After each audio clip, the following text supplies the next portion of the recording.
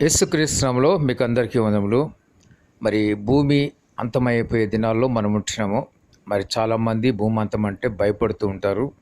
కానీ క్రైస్తవులైన వారు, దేవుని బిడ్డలైన వారు ఎవరైనా సరే భయపడాల్సిన అవసరం లేదు. భూమి అంతానికి ముందుగా దేవుని యొక్క రాకడ వస్తుంది.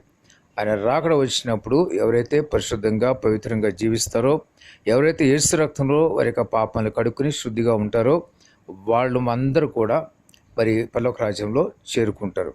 కాబట్టి దేవుని బిడ్డలు ఎవరు కూడా దిగులు పడక్కర్లేదు. ఒకవేళ దేవుని బిడ్డలు కానివారు ఎవరైనా ఉంటే కనుక ఈ క్షణంలో ఈ దినమే ఈ క్షణమందే మీరు యేసు రక్తంలో మీ పాపాలు కడుక్కోండి.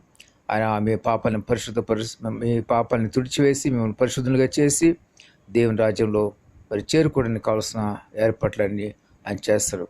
ఎవరైతే విశ్వసిస్తారో వాళ్ళందరూ కూడా దేవుడు మరి క్షమిస్తాడు. ప్రతి పాపం దేవుని దగ్గర ఒప్పుకొని విడిచిపెట్టాలి. అప్పుడు మాత్రమే పరిశుద్ధులుగా తీర్చిదిద్దబడతారు. ఈ మాటలు మీకు అందరికి దేవుడు దీవించి ఆశీర్వదించును గాక. ఆమేన్.